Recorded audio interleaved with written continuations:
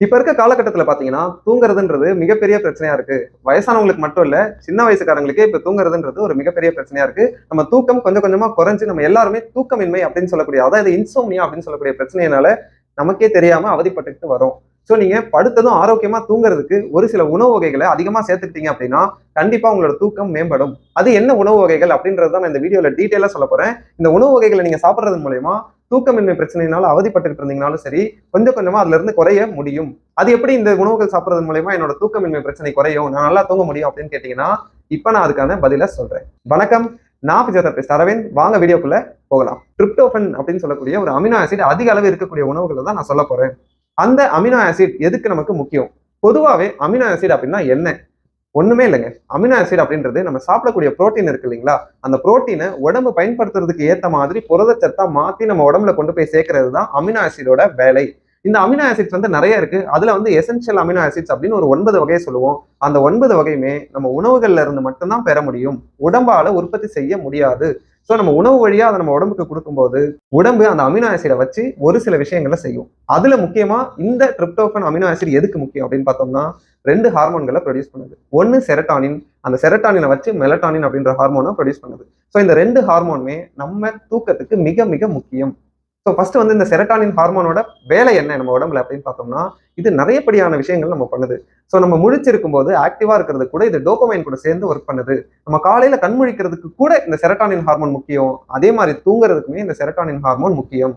So இந்த செரட்டானின் hormone எப்படி தூங்க வைக்குது நம்மள அப்படின்னு பார்த்தீங்கன்னா, மெலட்டானின் அப்படின்னு சொல்லக்கூடிய இன்னொரு ஹார்மோனை ப்ரொடியூஸ் பண்றதுக்கு இது மிக மிக முக்கியமான பொருளா இருக்கு.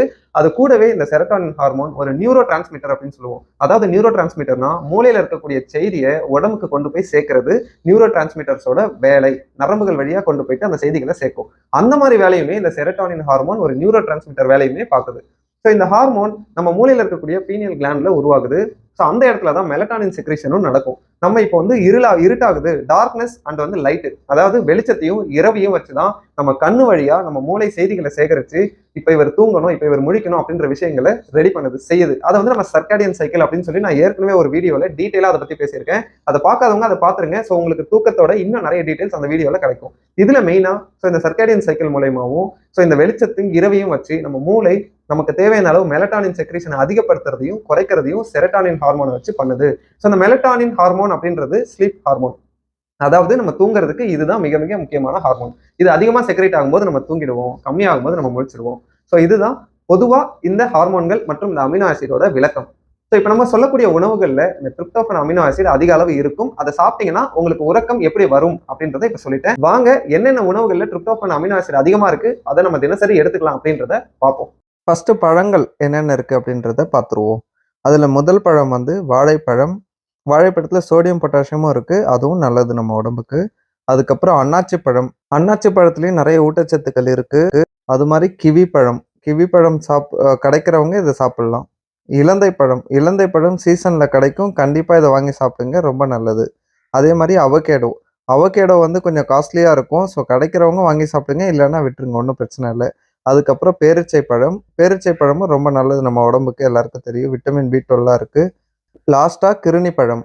ஸோ இதுவும் நம்ம சீசன்ல கிடைக்கும் போது வாங்கி சாப்பிடுங்க. பழங்கள் முடிஞ்சிருச்சு. அடுத்து காய்கறிகள். காய்கறிகள்ல ஃபர்ஸ்ட் வந்து கேரட். கேரட்டும் தூக்கமின்மைக்கு நல்லது.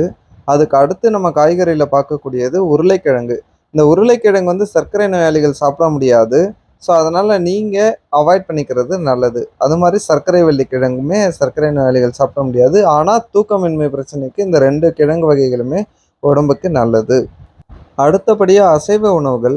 அசைவ உணவுகள் எடுத்துக்கிட்டோம்னாலே மீன்கள் நிறைய நம்ம சொல்லுவோம். ஆனா தூக்கமின்மைக்கு சொல்லப்படக்கூடிய மீன்கள் வகைகள் வந்து நம்ம ஊர்ல அதிக அளவு இல்லை. அதனால நான் நம்ம ஊர்ல என்னென்ன கிடைக்குதோ அதை மட்டும் தான் சொல்லியிருக்கேன்.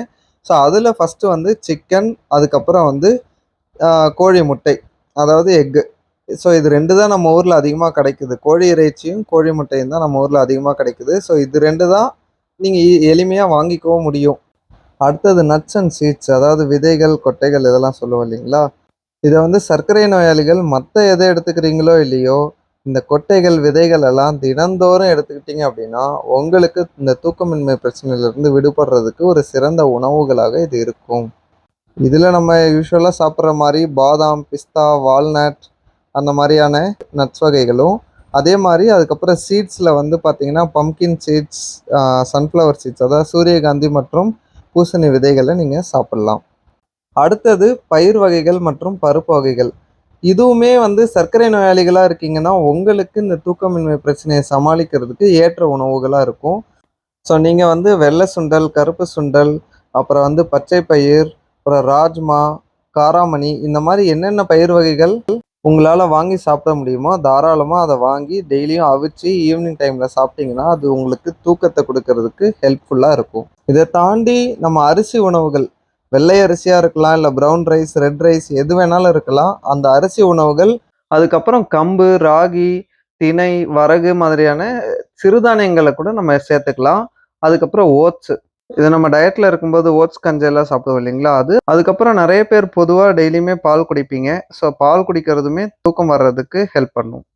ஸோ அவ்வளோதாங்க. இந்த வீடியோல சொல்லக்கூடிய எல்லா இன்ஃபர்மேஷன்ஸும் உங்களுக்கு யூஸ்ஃபுல்லா இருக்கும்னு நம்புறேன். மேலும் இது மாரியான வீடியோஸ் உங்கள வந்து சேர்றதுக்கு பிசியோபேட் சேனல சப்ஸ்கிரைப் பண்ணிக்கோங்க. இந்த வீடியோ பத்தின உங்களோட கருத்துக்கள கமெண்ட் பண்ணுங்க. இந்த வீடியோ புடிச்சிருந்தது, உங்க ஃப்ரெண்ட்ஸ் அண்ட் ஃபேமிலிக்கு யூஸ்ஃபுல்லா இருக்கும்னு நெனச்சீங்கன்னா, எல்லாருக்கும் ஷேர் பண்ணுங்க. Thank you.